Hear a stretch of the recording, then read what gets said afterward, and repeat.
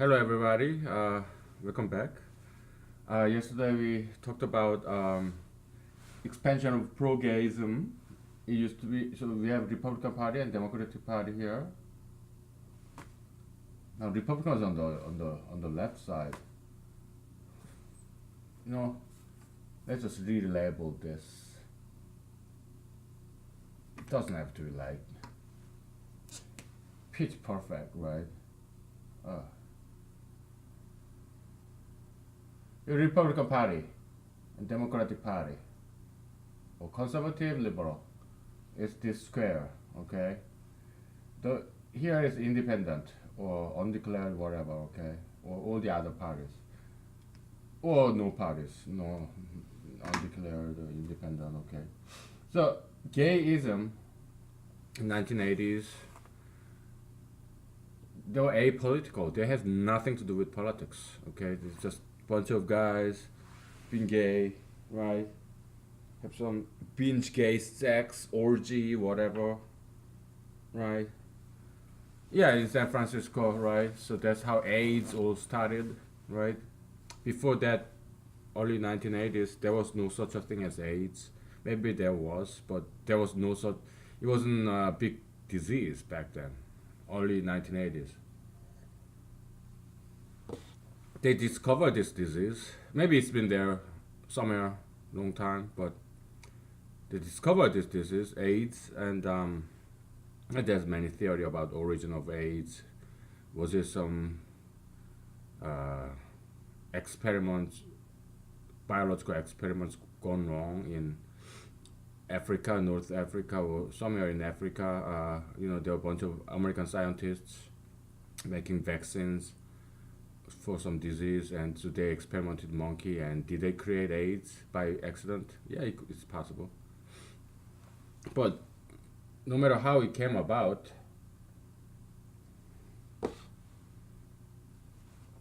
um, yeah, the first AIDS incident were American gay males, okay, in San Francisco in early 1980s. All right, that's the very first time they coined the term AIDS. Was immunodeficiency syndrome, something like that. I don't know. So I don't know what A stands for. I forgot. I used to know. Uh, yes, it was apolitical, and then gayism became expanded to pro-gayism to recruit straight people who are not gay at all,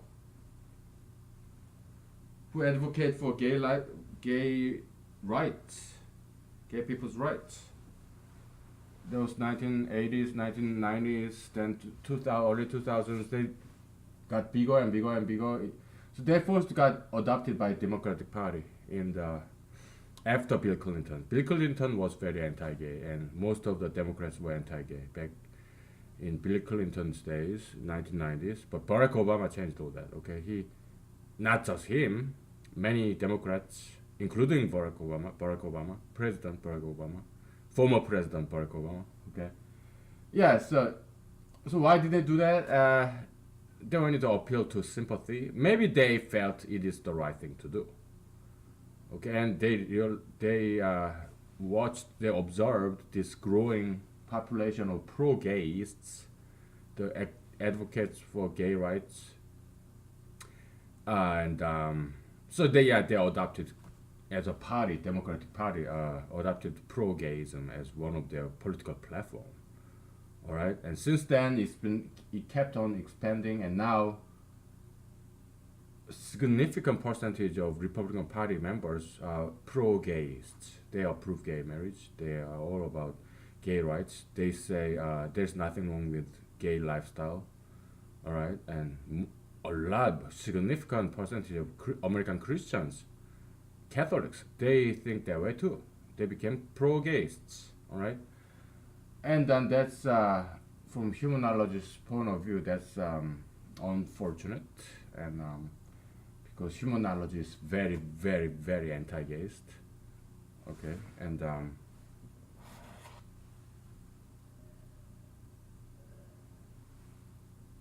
Will I lose a lot of friends because I say all these things in public? Maybe. It's okay. Let them go. If they're no longer my friends because they disagree with this one small thing, then they don't deserve to. I don't want that friend. Okay, so yeah, let them go. I would rather exercise my freedom of speech right. Okay, yeah.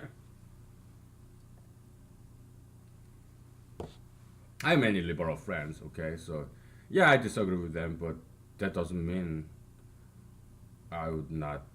I would stop talking to them. No, no. There are many other things I like about them. So yeah, I'd rather be friends with them still. It's politics, just politics, man. It doesn't matter. It's just the least important thing in life. It shouldn't matter, okay?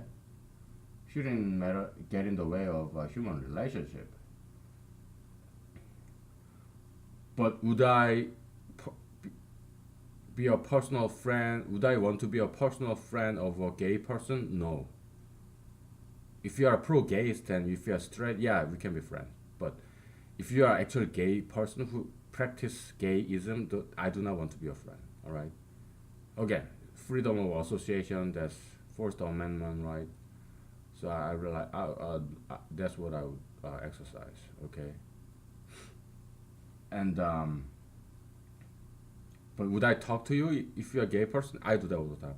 I go to bars or wherever I go to. Yeah, there are gay people. They're everywhere, right? Yeah, I talk to them. I actually go to them and talk to them, okay? Because I want to be nice to them and I want to hear what they think and yeah, absolutely, absolutely. Yeah, I talk to them. Okay. Yeah, transgender people same. Yeah, yeah, I talk to them. Okay. It's obvious that they are transgender most of times, right? Yeah, I talk to them. Okay. I drink with them too. Yeah. Because I go to bars and clubs. Yeah, they are there. Yeah, I talk to them. Nice to them.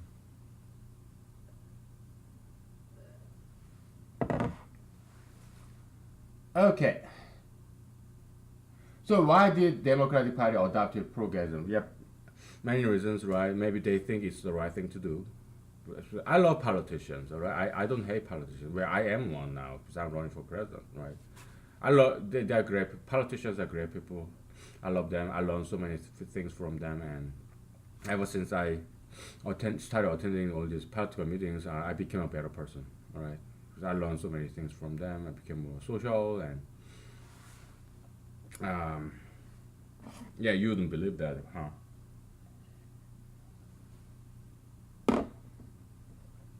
But yeah, in my experience, it's true.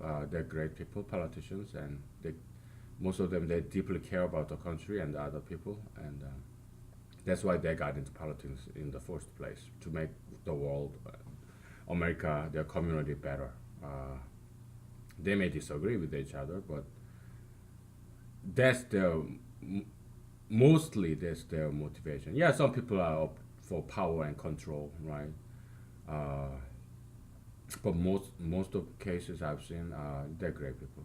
Okay, and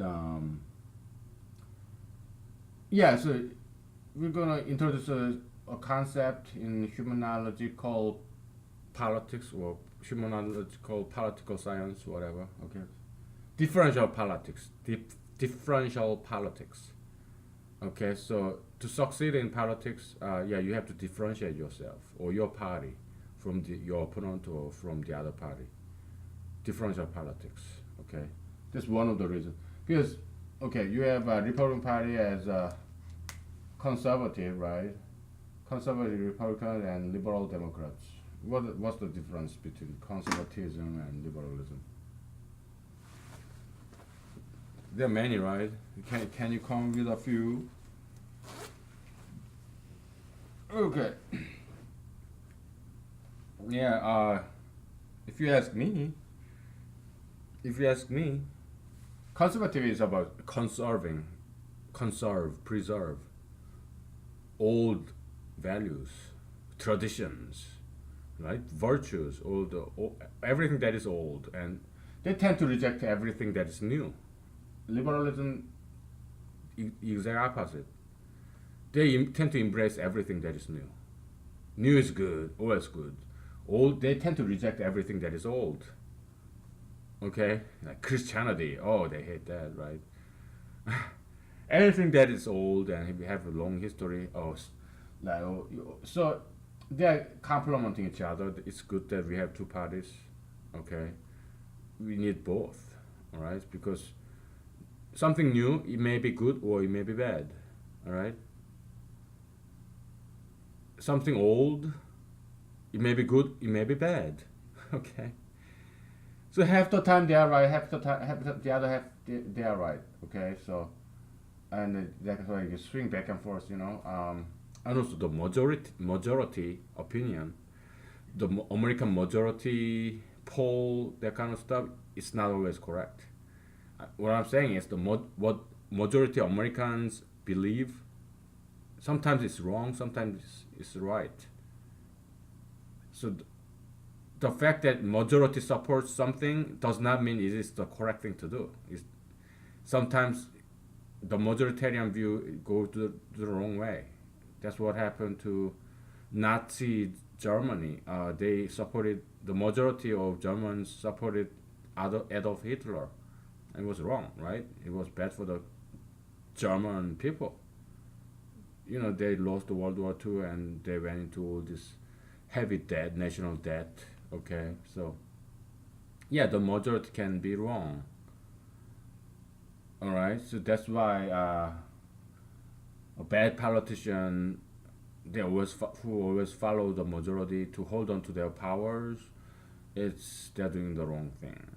Okay, that's not leadership. That's leadership. You are being led by the majority. It could be lemmings marching toward the cliff, and this lemming leader is being pushed toward the cliff. Then they will die. All right, so okay.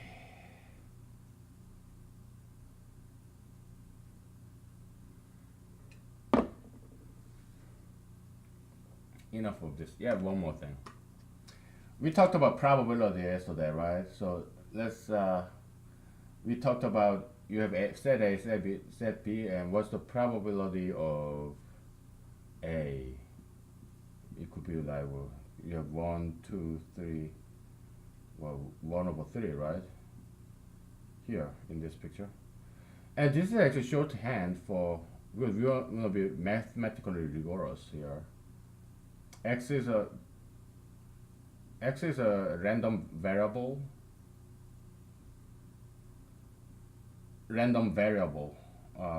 Statistics concept. Random variable.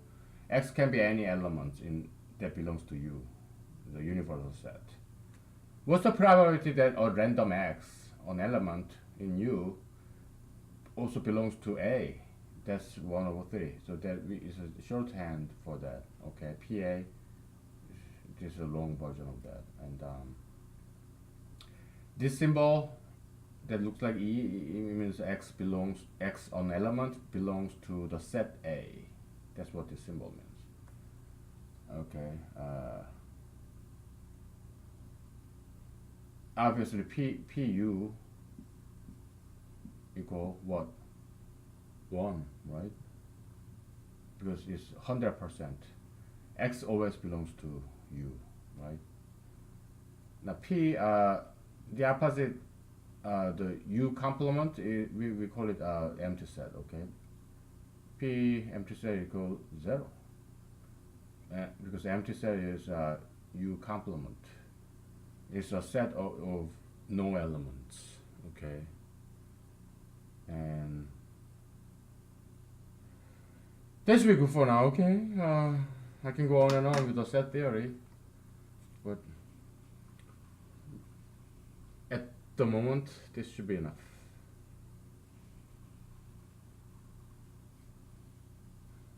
We'll talk, next we'll talk about the force energy equation that we covered before. We had like filling equation, right? or force in mathematics. You have G times m1 gravitational force, okay, times m2 over what, r squared, right? We take human analysis take Q from this, okay, and so we're gonna talk about, yeah, we covered this already, all right. So and we said like the humanological distance equal 1 over commonality, absolute value of commonality, and commonality equals minus distance minus difference. Commonality is not negative difference, and also absolute value of commonality is knowledge. Okay. So this becomes something like so. And we also mentioned binding energy in physics. The gravitational binding energy is negative g times r. We don't have square anymore because it's now energy, m1 times m2, right? And because gravitation, any two objects with mass, they attract each other. That's gravitation, which is a very weak force. So that's why two billiard balls, you don't get to see them sticking together, right? But it's a very weak force, but that's why we can jump.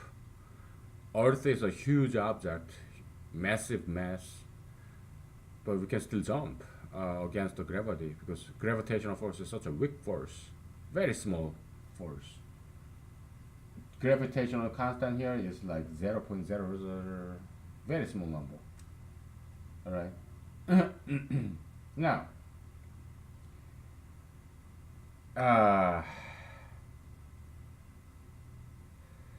so this is a binding energy, okay? This is energy that is required to separate these two objects that is attracted to each other to infinity.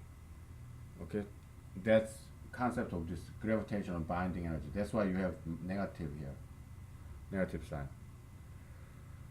And can you see this? Hopefully you can.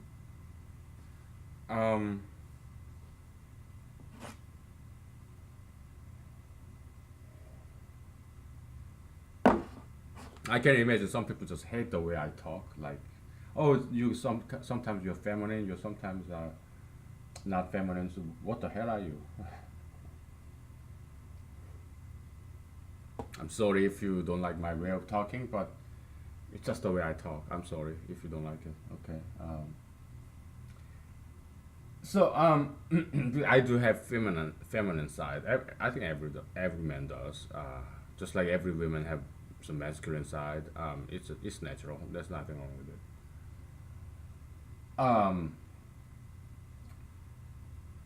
So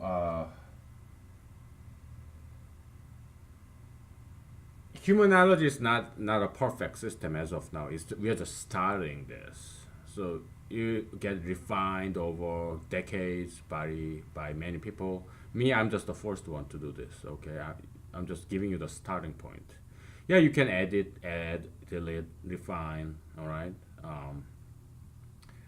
but we have to move on, right? We have to start somewhere and move on. Okay. So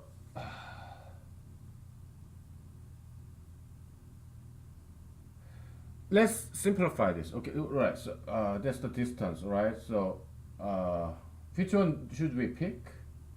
Let's pick somewhere half between. Let's say a feeling equation. Okay.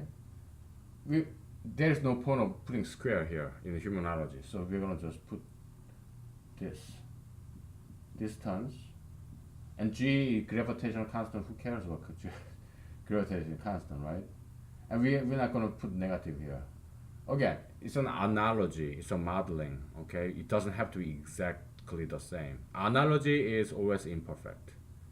All right. Even the analogy that Jesus gave us, or Bible talks about, Jesus is the Son of God. Okay. Does God have a wife? Did they have sex and give birth to Jesus? No, it's an analogy of human relationship between father and son. Jesus isn't exactly Son of God. because, because the concept of marriage, I don't think it exists in heaven. Jesus actually talked about this. Yeah, in heaven there nobody marries. Okay, that's what Jesus said. So Jesus cannot be the exact Son of God because God has what are the goddess and goddess, do they have sex and give birth to Jesus? Come on, right? It's an analogy, okay? That Bible is talking to us in the language that we understand, we humans understand, that father and son, that kind of close, intimate relationship. Okay, that's analogy, all right? Now, so yeah, analogy is never perfect. Okay, so distance over m1 times m2. We'll define what m1 and m2 means later. And this equals, because distance is 1 over c, absolute value of c. So c go upstairs, m1, m2. Alright? Now let's define what m1 and m2 is. The feeling, your feeling. When do you feel good? When do you feel bad? Alright? It's this. And c, again, is an amplifying factor. Okay, we talked about this, right? Your enemy and your friend. Let's continue to talk. Use this example of gayism versus anti-gayism. Okay, so you have pro-gayism. Okay, now you have anti-gayism. If you are liberal person, like Democrat, you will see this as something positive, and you will see this as something negative. Okay. This is your frame of reference, your world view. Okay, your ruler, your point of view. This is your world view, your viewpoint of the world. If yeah, you're liberal, you're a Democrat. Okay, you're progressive. You call yourself progressive, but we humanology we disagree that's something progressive. You know, it's digressive and it's degenerative. Degenerative. You're not going forward. You're going down, and you're going sideways. You're derailing the train, American train. Okay, by advocating for gayism because there's something extremely, extremely bad, harmful and dangerous, and it's gonna ruin America if we don't stop it. All right. So that's my opinion. Anyway. But if you are conservative like I am, then you will say you opposite world point of view. Something positive is pro straightism. Something negative is anti straightism. Okay. So yeah, two different frame of reference in relativity theory or even some intermediate. It doesn't have to be advanced mathematics or physics. Yeah, we talked about physics, mathematics. We talk always about the frame of reference. Okay, referential frame. Okay. Yeah, if you are not catching what this means, then just go back and Google, Bing, online search. But it's very easy. Okay. You have this x, y, z coordinate, right? X, y. Just let's do two dimension x, y coordinate. This is your frame of reference. You have 0 here, and there's object here. Okay, so what's the coordinate of this? 1, 1. According to you. You are here, and the apple is right here. What's the distance between you and apple? Like what? 5 inches. But there's another person who is here. Now apple stays the same. What's the distance between me and this apple? 10 inches. Okay, so that's the whole point of this frame of reference.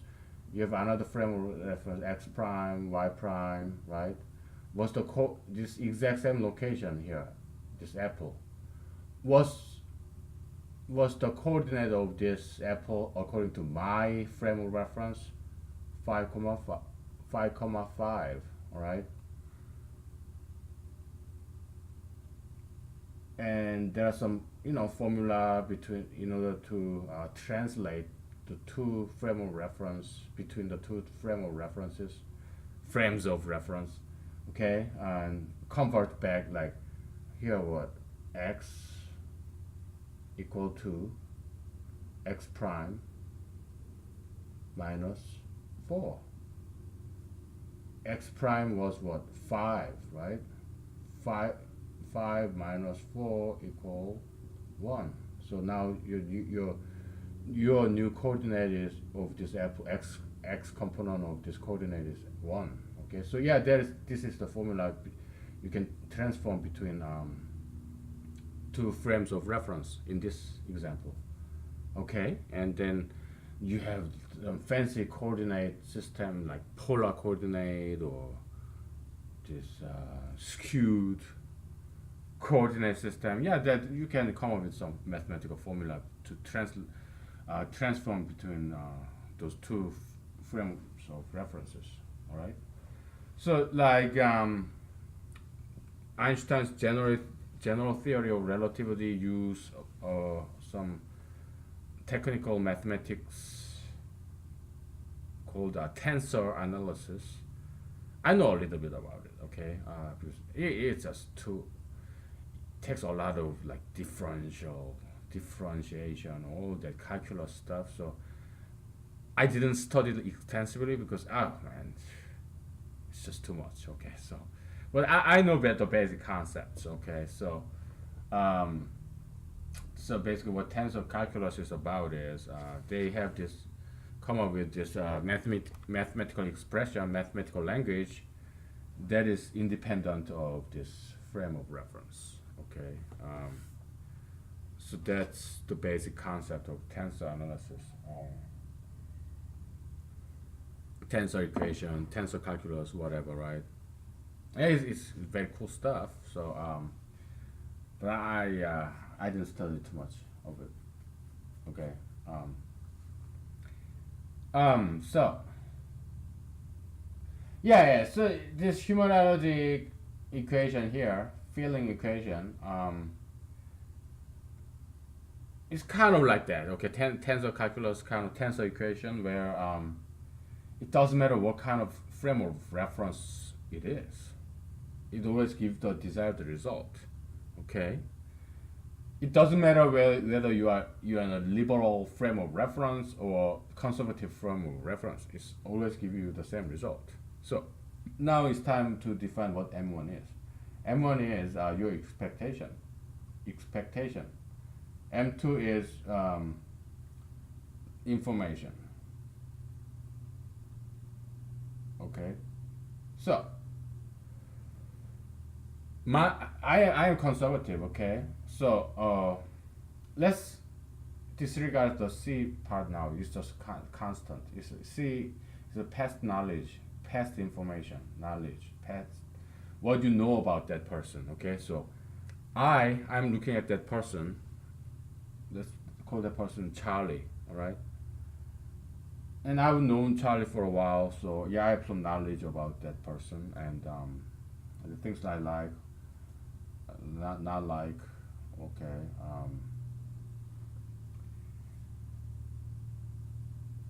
And my expectation of Charlie is again we are disregarding this constant part. We just regard this as one. Okay, so my expectation of that person is this: I want him to be anti-gayist. Okay, so it's something anti, so something negative, right? Anti is negative, pro positive, right?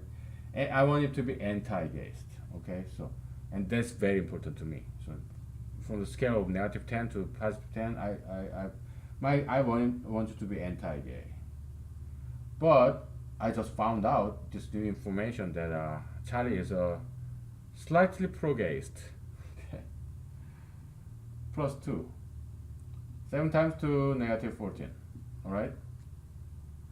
So my feeling about him is something negative. Alright? But there's another guy, what name starts with D? Daniel. Yeah, Daniel is slightly anti-gayist. So negative 7 times negative 1 results in positive 7.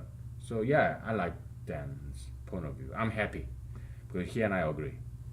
Okay, so I feel good. Positive feeling. Now, let's assume you are liberal, you're Democrat. There's nothing wrong with it. Okay. I love liberalism. I love Democrats. Okay, Democratic Party. Yeah, they're Americans. Okay, they're great people. But you're liberal and you're very hardcore liberal, so you are a pro-gayist. Okay, so you're calculating in your own coordinate system. All right.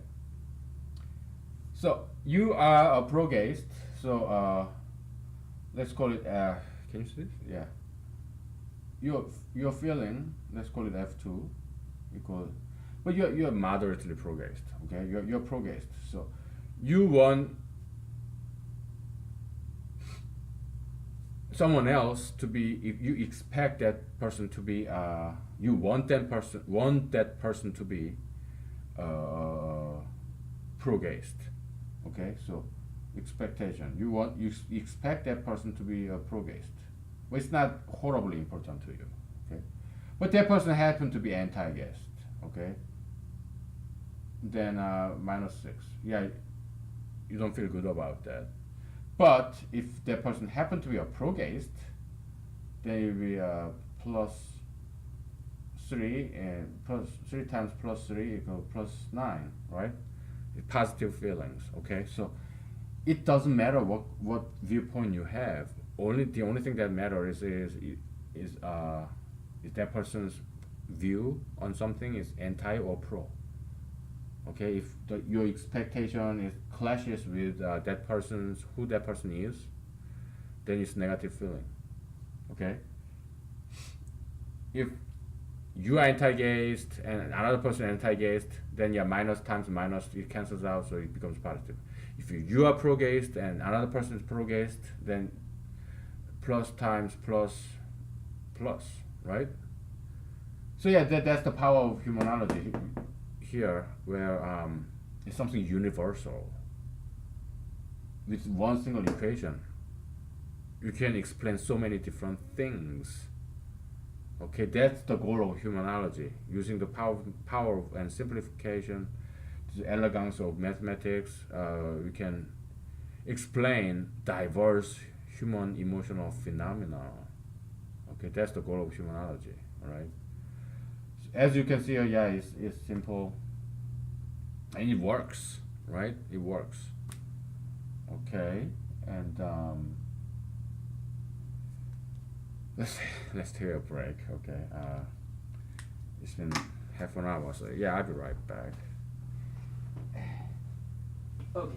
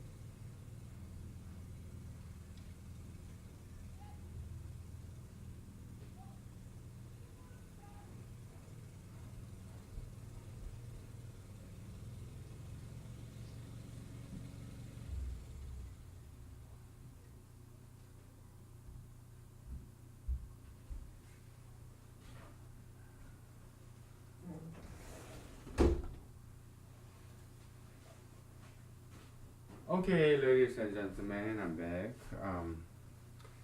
I was so hungry.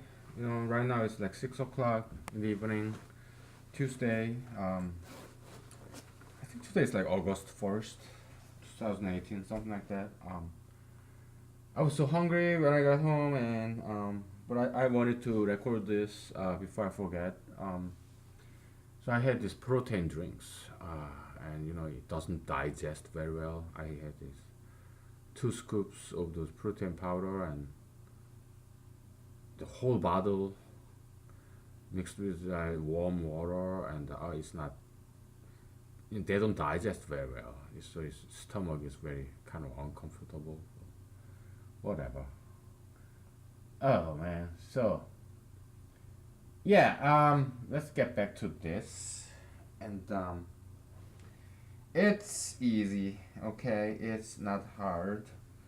Yeah, just review what that product means in your online search. Okay, it's just multiplication and addition. That's all that product is.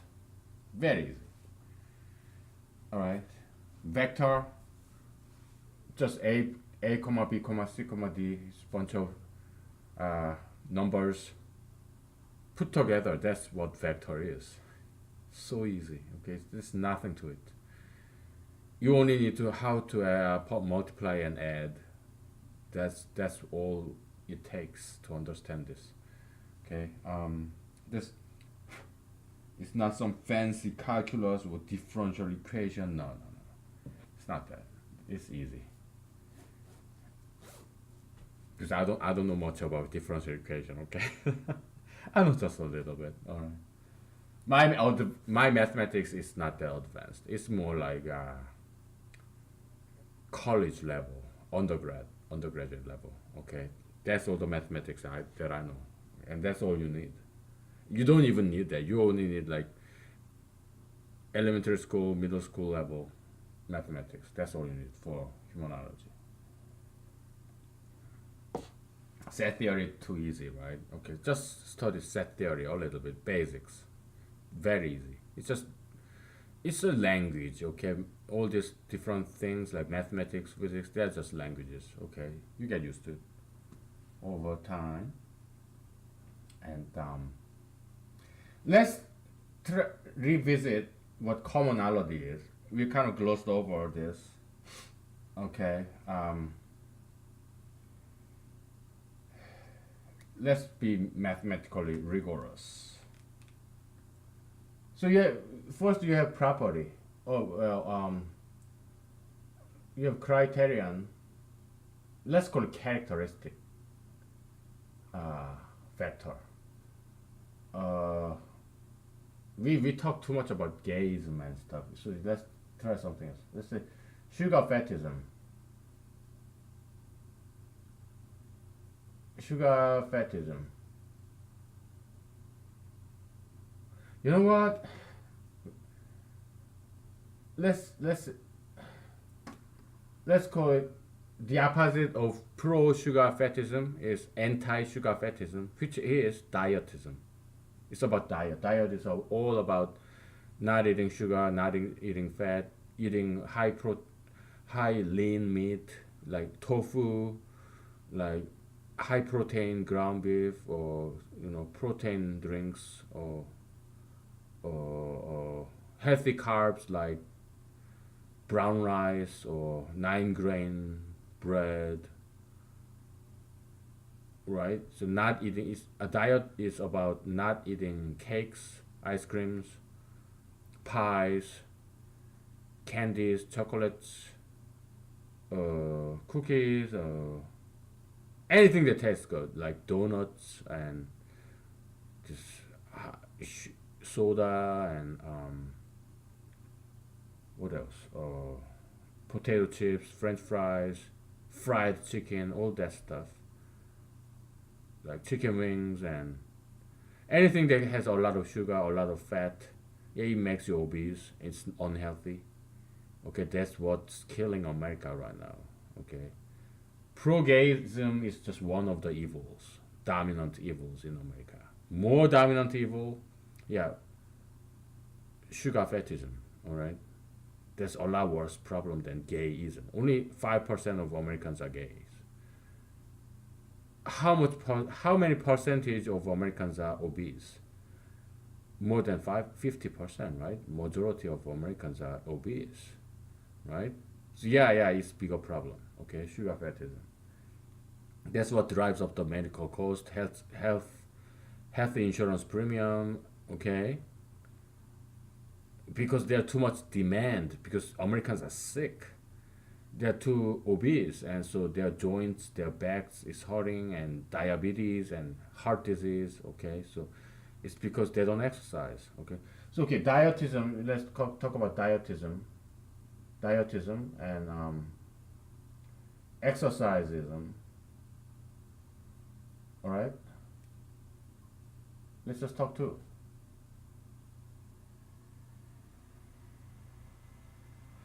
And let's talk about this in the romantic context. Diet, exercise. What does women want? Money. Let's say moneyism.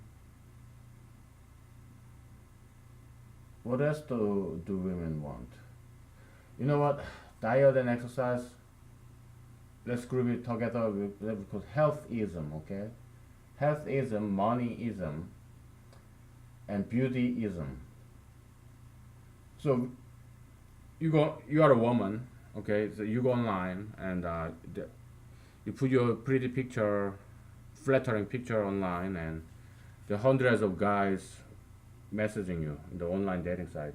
Also, be careful in the online dating site. It can be dangerous. Okay, there are some bad people out there. Okay. Yeah. So you're a woman and you get a lot of messages from hundreds of guys, single guys, or even some married guys, okay, whatever, right? And you look at this person, this man, and this is your criteria. Is he healthy? Does he have a lot of money? And is he handsome? Is he beautiful? Okay. Now, to you, a woman, you have this weight vector. So this is characteristic vector. What character are you looking for? What characteristics are you looking for? Now you have weight vector. Okay. How healthy he is? It's not too important. Maybe just a little bit. Out of 0 to 10. Okay. How much money does he have? Yeah. Oh, that's important. How handsome he is? Oh no, not at all. I don't care. I don't care if he's whatever, right? So, and now you look at a man who just messaged you with this picture and all, and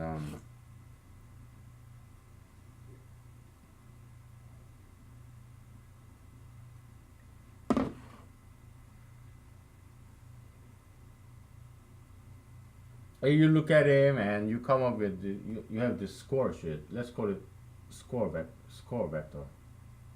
In terms of health, yeah, he's very healthy. He's fit. Okay, he says he practice diet and regular exercise. Okay, he's healthy. Okay, I give you 9 out of 10. Money, he says he's in debt. He's in debt. His bank account is like negative 500. He's $500 debt. Okay. So score vector, yeah, it's from scale of -10 to +10. Okay. Weight vector is from 0 to 10. Okay, you -5. But he's very handsome guy. He's muscular and everything. Yeah, so you get 10. So judgment scalar is the dot product of weight vector and score vector. You go 2 times 9, 18, minus 7 times 5, 35, plus 0. Because you don't care, you're a woman, you don't care about appearance. Equal negative 17. Alright? So yeah, this guy's a no-go. because you despise him. Yeah, you're handsome, you're muscular, you're tall, dark, handsome, just like Elvis Presley, but you have no money. You're on that. Oh, I'm sorry, I don't want you. Okay, that's how women are. Elvis Presley, oh yeah, tall, dark, handsome. Women don't care about that. Women only care about money, power, fame over men. That's why Donald J. Trump, I think I talked about this like 100 times by now. Okay, Harvey Weinstein, Matt Lauer, yeah, they all are married, but they're rich, filthy famous, filthy powerful. Okay, so that's why even married women had were willing to have sex with this married man. Why? Because it turns them on. It excites them. Just the fact that they are powerful and famous, it biologically, evolutionarily,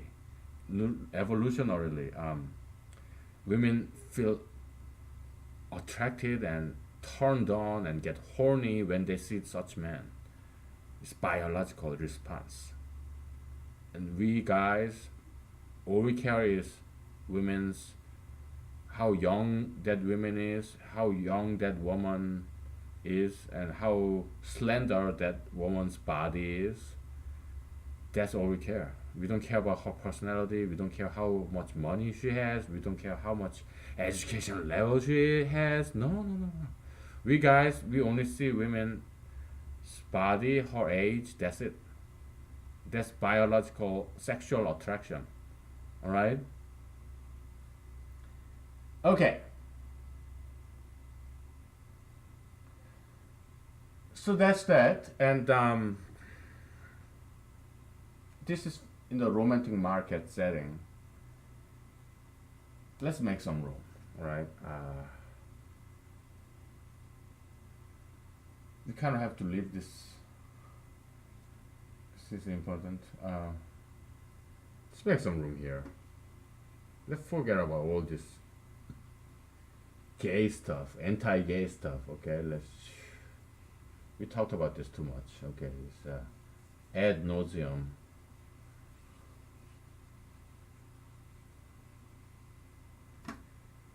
Ah, let's say uh,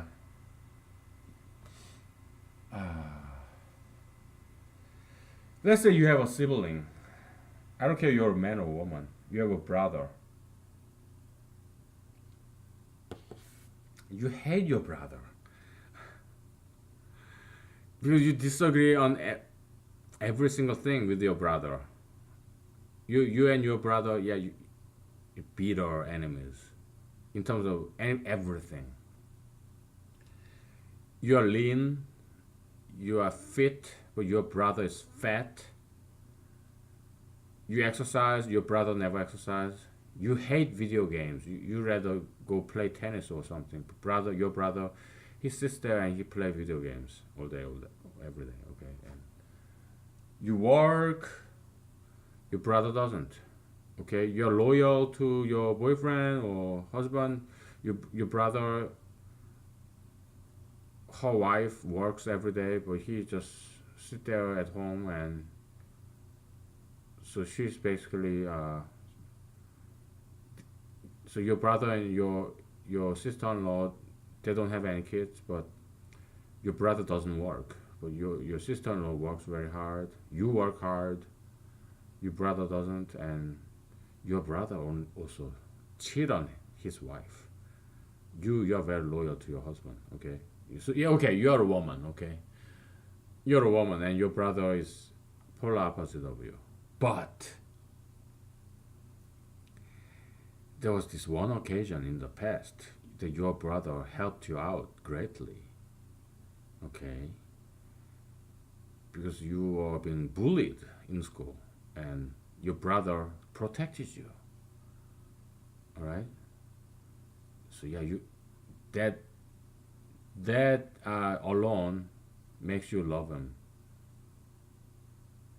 It overrides everything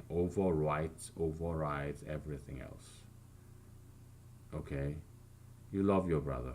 He was in the past your protector. Okay, and you're an adult. You're like in your mid 30s, but when you were in early 30s in your college, yeah, there was a guy who tried to rape you. Your brother beat him up. Okay, so yeah, you love your brother. He has been always protective of you. He's your elder brother, elder brother. Okay, you love your brother, right? So, how how how can we mathematically model this phenomenon where you disagree on him everything, disagree with him on everything, but you still love him, okay? And it's this dot product, okay? So let's say expectation vector, okay? Expectation, you a woman, you expect one man. Okay, now we have to determine another characteristic vector, which is qualitative vector. Okay, yeah. Let's say we have the same thing, or we have something else. Let's say, yeah, healthism, health, how healthy he is, healthism, and workism. You believe that everybody has to work and make money and support himself, herself. Healthism, workism, and so you expect your everybody, including your brother, to be healthy, like exercise, diet, and you expect everyone to be working, but your brother's not. And you expect everyone, every man or everyone, to care about other people, to protective of other people. Okay, this is caringism. All right, and expectation. Now we're giving some weight. Let's use the same symbol, weight vector. How important is weight of this healthism is to you? You exercise every day. You eat healthy food every day. So it's very important to you. How important is everyone works? Oh, it's even more important to you. How important is to that somebody care about you and protect you? 10. Just as high as it gets. Okay?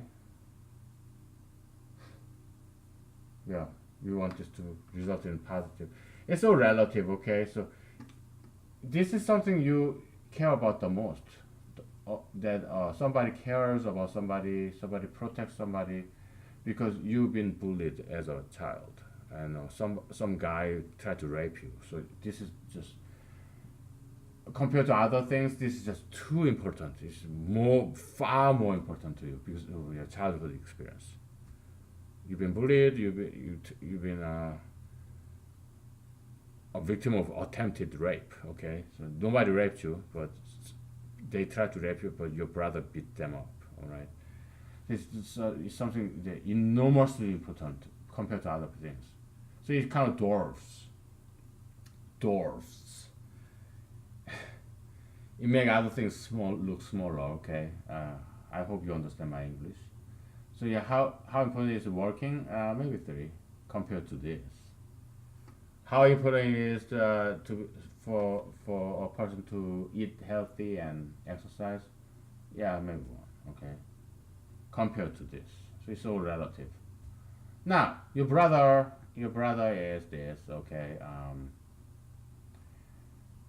your brother, his score sheet is this. Negative, healthy. Oh, he's so unhealthy. -9. Working, he's not working. -10. Is he protective? Yeah, you give him 10 because even now, when he's cheating on his wife, he's not working, playing video games all the time. When you are in trouble, when somebody tries to attack you, yeah, he will come. He will run to that place and he will beat him up. Okay, so he's always been protecting. So yeah. Then judgment vector. is judgment scalar, the number, judgment score, judgment scalar is minus 9, right? Minus 30 plus 100 equals 61. All right? Yeah. So your brother gets very high score, 61 plus positive 61. Okay, so this one is the dominant factor here. It yeah, you have negative 39 total, right? But it cannot overcome this positive 100. Okay, so that's the human bonding. All right, you have a friend. You may disagree with that friend on many things, but there's this one thing that you really like about that friend. That's why you two are best friends forever.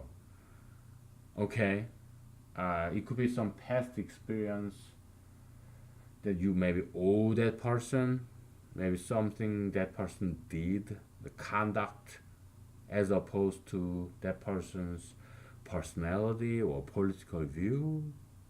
Maybe you owe that person, and that just dominates all the other factors because something is just too big. Maybe that person saved your life.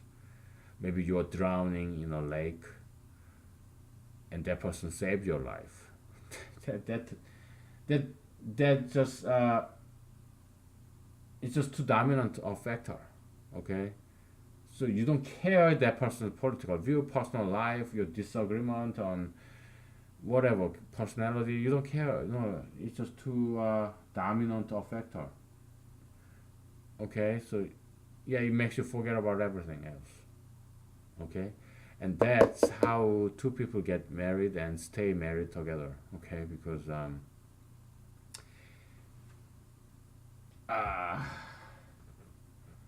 a man and woman, if they live very long time, yeah, they go through bad things, right? But when they were young, newly married people, yeah, they had this memory of intense romance, physical love, or some metaphysical love, like the guy when they were courting, they were boyfriend and girlfriend. Yeah, he wrote you a woman love poems and all that stuff. Okay, so now you're married and for 50 years, 5 decades. But yeah, he has been cheating on you sometimes. Maybe he pissed you off so bad, but you're still together. Why? Because you remember all those fond memories. Okay, it's just enormous. So you can forget all those mishaps later in life. So you're still together. Okay, that happens all the time. Okay, that's a lot of admirable couples who have never been divorced. Okay, and all around the world, not just in America, all around the world. Yeah, it's that. Okay, so there's this dominant factor, like romance, the memory of romance. Okay. Yeah. So what else?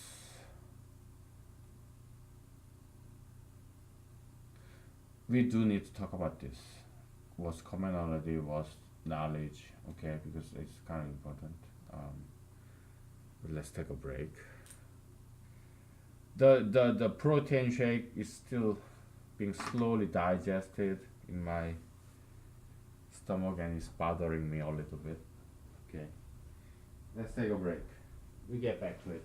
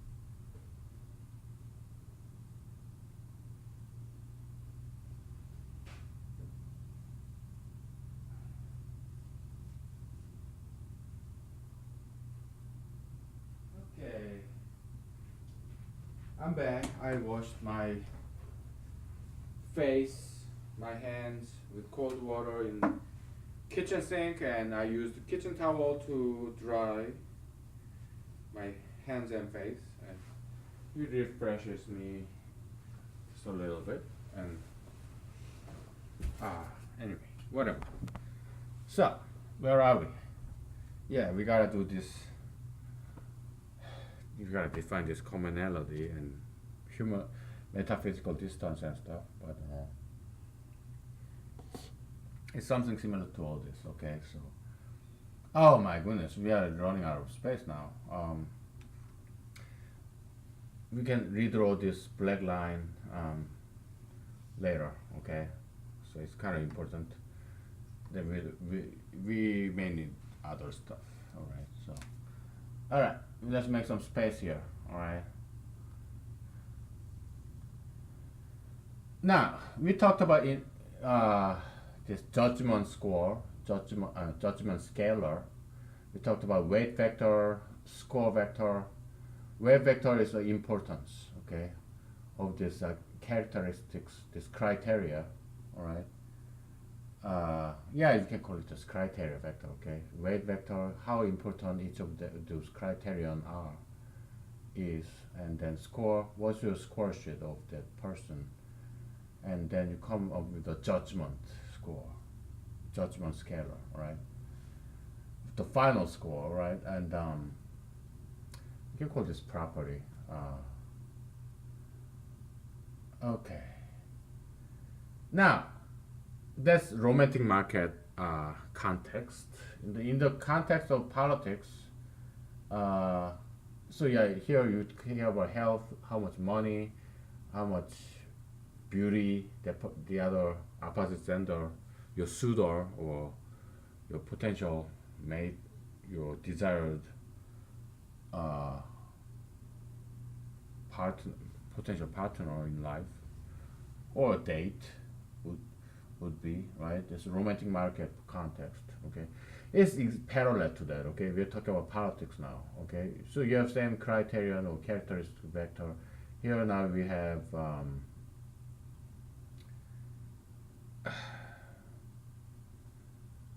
What are the politics? Okay, let's say gun, pro-gun, pro-gun, anti-gun, right? What do they disagree on?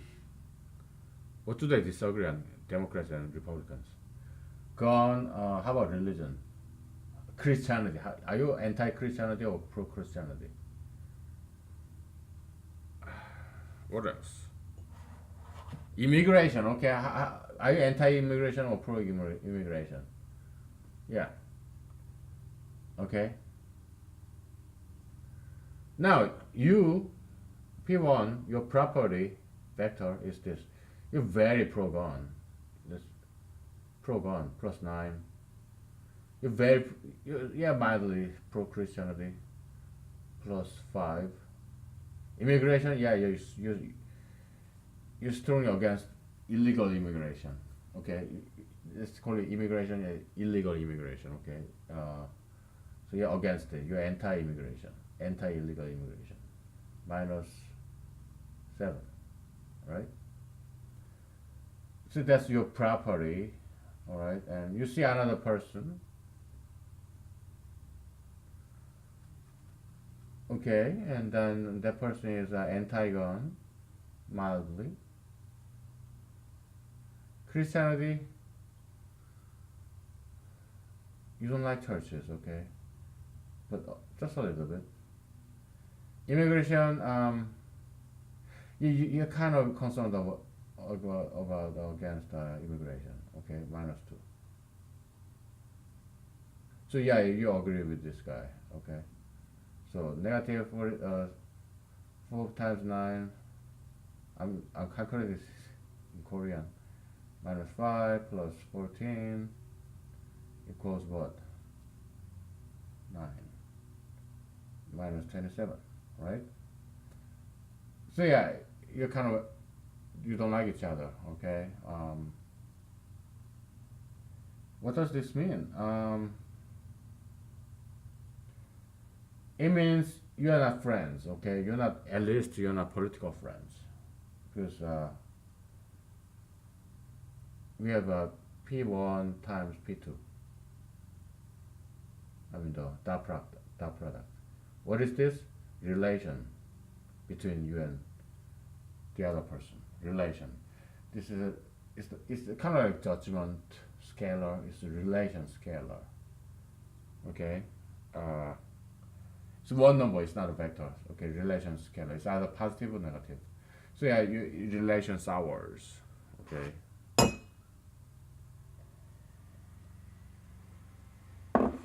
With that person. Okay. So it's negative relationship. He's more like your political enemy. So, and let's say there's a P3, okay? P3. So relationship between you and that person, you and he, R12. P3 is something blah blah blah, and relationship between you and that third person is let's say positive uh, 35 or something. Okay. This person is an enemy. This person is a friend. Now bitter, very bad enemy and very good friends, okay, but they are both very close to you, meaning you think about them all the time, right? And you have this strong feeling about that person, both your friend and your enemy. There's some commonality between your friend and foe. Okay, so how do you mathematically model this? Okay, so there are different coordinates, and we mentioned that in humanology we use one-dimensional coordinate a lot.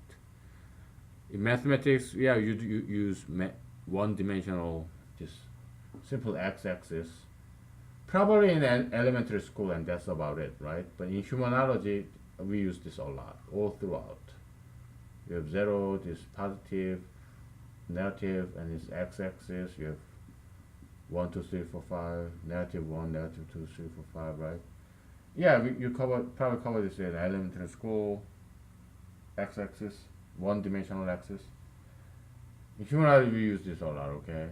And so this is where magic happens, okay? How can we mathematically model the concept of that this commonality between friend and foe? They both feel so close to you. How do you model this? In magic, you've seen a magician bending a spoon or bending a pen or metal. The magician kind of bends it, right? We're gonna do the same thing here. We just fold this in half, okay? So you have, we're gonna fold this in half. Just flip it, fold it in half, okay? So this negative end, this is positive end, and this is 0. Here you have -10. Here you have +10. Now -10 and +10 are very close together. Just like +10 and +9 are very close together. Okay, it's or we can just carve this. We can bend this and make it into a circle. These two ends meet. This is positive end. This is negative end. Okay, so you and the other person, they are very close to your bitter enemy. They're physically proximate. They're very close together, just like you and your friend are close together. Okay. One way, another way. Okay, and we will stick with this. All right. Yeah, it's a different kind of coordinate, and because in mathematics we have all different variety of coordinates. This Cartesian coordinate is just one kind. Cartesian coordinate is part of Euclidean space. All right. There's all different kinds of space. Okay, like hyperbolic space, parabolic space, spherical space. Those are part of the Riemannian geometry, as opposed to Euclidean geometry. Okay, like you have this globe. Okay, on the surface of a globe, a straight line is defined as the biggest circle of, on this surface of the sphere, because that's the shortest distance between 2 points on the surface of this sphere. Okay, so that's defined as straight line, the distance between 2 points on the surface of a sphere. All right, this Riemannian geometry. There's this parabolic geometry, hyperbolic geometry, all this fancy stuff. They define their own distance between 2 points on the surface. Or okay, so yeah, coordinates, frame of reference, space. We can define it and whatever we want, whatever is most convenient for us, and this is how we define it here in this context. Okay, humanological distance. All right, something like this. Okay, something like this, and because we are defining the distance, the metric, as one of the absolute value of commonality. All right, so commonality, as you can see, how much does these two people have in common? And this isn't exactly precise definition here, okay? Because so you have relationship scalar or number. Scalar means just one number. It's not like a vector with a ordered set of numbers. That's vector. Scalar is just one number. It's either positive or negative or zero. That's what I mean by scalar. Just one number. All right, that's scalar. Vector, several numbers put together. Okay. And ordering matters. Okay, so that's what a vector is. And scalar just one number. Now, yeah. So this person U and P2, no, the person number 2 are enemies, negative 27, and U and person number 3 are friends, positive 35. Okay, so negative 23, 27, you can say U and person number 2 have commonality of negative 27. Or you can say U and number 2 has the difference of 27. That's why commonality equals negative difference. Now,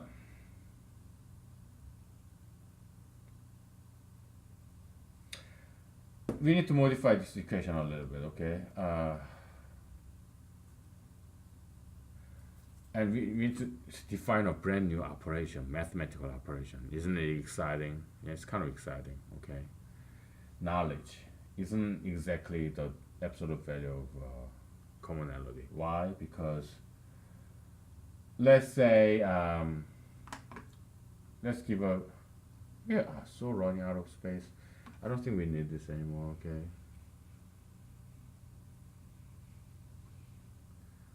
You know, I'm a poor guy, okay? I make average salary. I'm running for president, so there's a certain expenditure on that venue. I don't get to make any money. And this humanology thing, it just takes my time. It doesn't take any money, okay? But political thing that I'm doing, yeah, it does take money, okay? And I don't want anybody else's money. I want to use my own money, okay? Because that's one of the campaign platform of the politics that I'm doing. Give money back to people, okay? So, and yeah, but I'm not on debt or anything. I use just small expenditure, little by little here. Why am I talking about that now? I have no idea. Okay. Yeah, we have limited space. I have limited resource, So we have to just make do with what we have, okay? Use our head. And let's make another space here, okay? All right.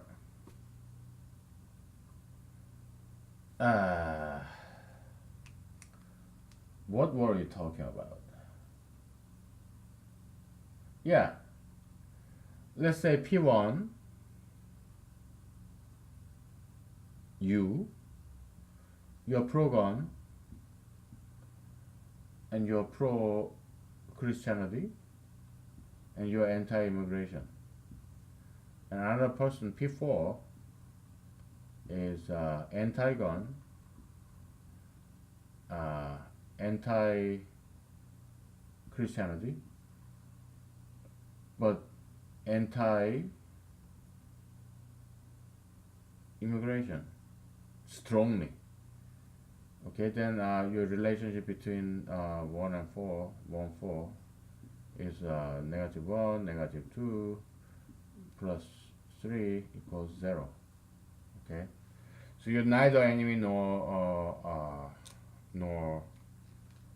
friends, but you know that person. You know where he stands on each of these three issues. You have knowledge. You have some commonality and you have some differences, but you do have knowledge of that person. It's not like that person is a total stranger to you. No, you know that person. That's why we need to modify this equation a little bit. Okay, so distance equals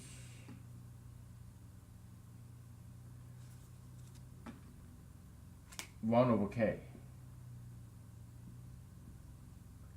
and knowledge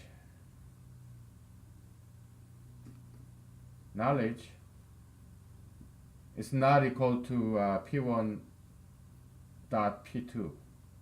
No, it's not. It's P1 circle P2. We're gonna define this new operator. It's this. Okay, so here knowledge P1 circle P4 is just absolute value of all this and adding up. 1 plus 2 plus 3 equals 6. We can call this as a knowledge or as an impression, impressive knowledge or impression or memory, even memory. Okay, what is mental impression of that person? He to you immigration issue is not important, not very important. It's just you're slightly against it, but this person is very, very strongly against it. So he impresses you. Okay, so he gives a strong impression on you, memory. So he stays in your memory for a very long time. He has such a strong impression, and that's also your knowledge of that person. You know that person is strongly against immigration, illegal immigration. Okay, so this circle is a brand new variation of dot product. We can write this as dot product absolute value, right? But it's easier to just circle the symbol, okay? Easier to draw. Yeah, it's absolute value. You put absolute value, you make everything positive, and then you multiply together, okay? And you then add them together, okay, to come up with this knowledge or impression, mental impression or memory, okay? So that's what distance is one of that. Because if you have a lot of knowledge of that about that person, if you know that person very well, that means you and that person is very close, metaphysically. You have, like me, you have never met Donald J. Trump, but you know a lot about him because he's everywhere, right? Just like any famous celebrity, you read about him, you see his image on television. So kind of like his image on television or in the internet screen, computer screen or book, magazine. It's like 1 feet away. That's how it feels, right? Because he's everywhere and just like any celebrity, okay? Yeah, so you know about that person a lot, the celebrity. So that's why this person feels so close to you. Knowledge, one over knowledge, a lot of knowledge, like 1/1000 is 0.001. So the distance is very short, very close. Okay, that's what this human knowledge equation captures. Okay, so let's say you love Donald J. Trump a lot. You two are very close, or you hate Donald J. Trump so much. You're still very close. Okay. Now you get brand new information, M1 and M2, expectation and information. You expect him to be at least you are a Donald J. Trump fan. You at least expect him to be loyal to his wife. Like, he pretend to be Christian, right? What, to get Christian votes? I don't know. I don't think he's real Christian. I think it's more like fake Christian. He pretend to be Christian, but all serious Christians know that he's not a real Christian. And yeah, maybe he doesn't even pretend to be Christian. He just want to say, he just say what Christians want to hear. Now he's a politician now, right? So, so yeah. You're pro Trump, okay? And Donald J. Trump one day commits adultery, then you feel betrayed because your expectation of him is anti adultery, pro monogamy, pro loyalty, right? And you happen to be a woman too. So whatever you decide, you are pro loyalty and he is anti loyalty. So multiply together, it become negative. If you are anti adultery, it's minus 10, and he commits adultery. He's pro adultery, so it's plus 10. Multiply together becomes negative 100. Okay, so it doesn't matter what coordinate you are using. Okay, that's the power of humanology here. Uh, it does not depend on the frame of reference. It's kind of like tensor calculus, tensor equation, tensor analysis. Is coordinate invariant, coordinate independent. It doesn't matter what kind of coordinate you're using. It results in the same kind of number. Okay, either negative or positive, right? So, yeah, it's a very powerful tool, all right? And if you're anti-Trumper, anti-Trumpist, he just feels so close to you. Like you think about him all the time. You're obsessed with him. You're obsessed with resisting him, opposing him. Okay, so he's your bitter enemy, although you've never met him. You're strongly against him, so you think about him all the time. You read about him, his biography, and you try to attack him in every single angle. Just like a hardcore pro-Trumpist who reads his biography and he make notes and stuff. You, bitter enemy of Trump, just like a huge fan of Trump, in terms of how close you and Trump are together. Okay, so you already captured this, okay? Because distance is one of knowledge, and knowledge makes everything positive. It's absolute value. In the mathematical symbol here, oh my goodness, where do I put this thing? Hopefully it doesn't fall, huh? I don't think it's gonna work. You know what I'm doing? Whatever. Ah, I just hold it in my hand. So knowledge equals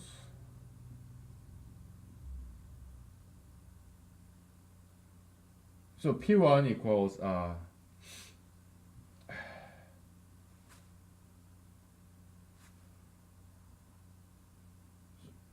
let's say P1 is like P1 is like x1, comma x2, comma x3, blah blah blah, right? And P2 is like y1, comma y2, comma y3, blah blah blah, right? So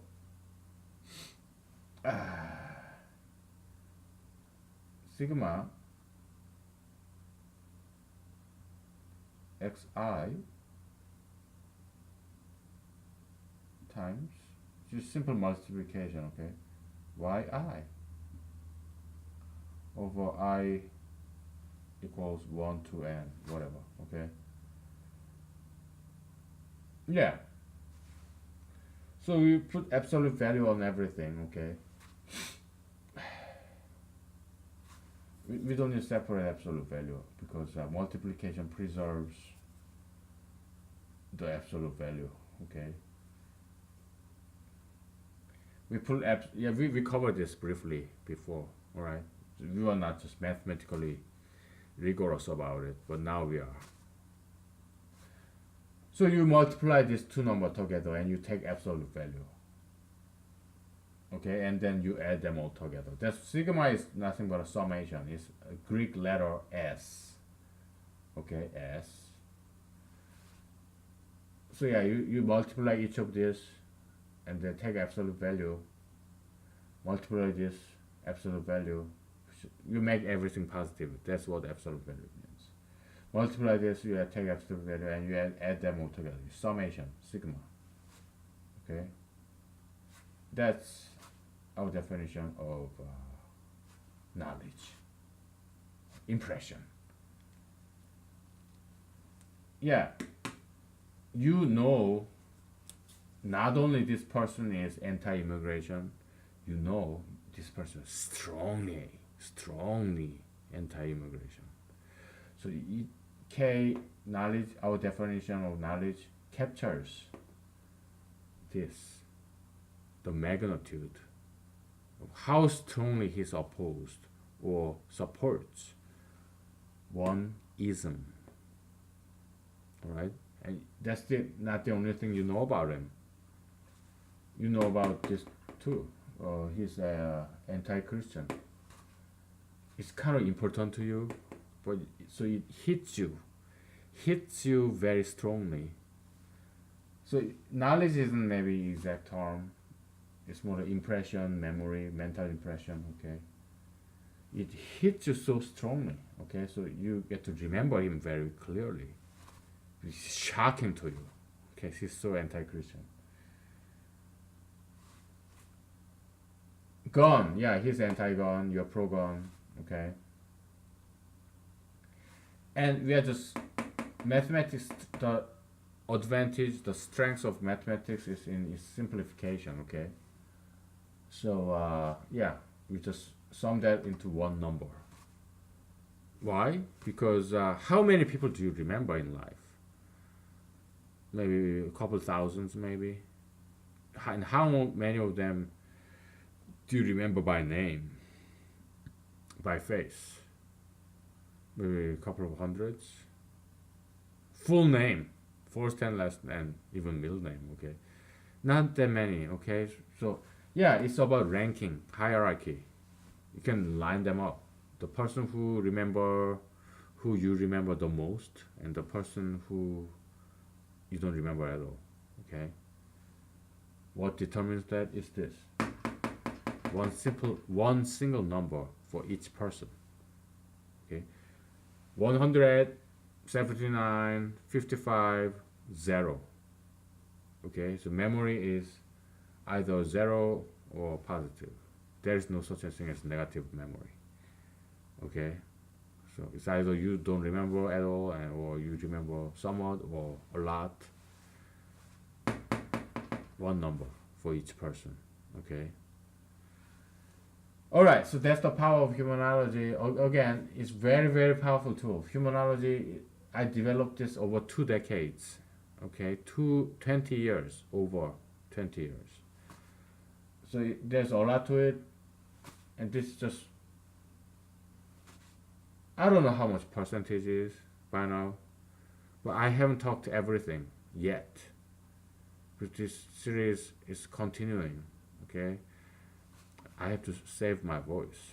Okay, it's been 1 hour and 40 minutes, so let's call it a day. Okay, we'll continue this, and I'll tell you more about this exciting world of humanology. We'll continue this. Okay, bye.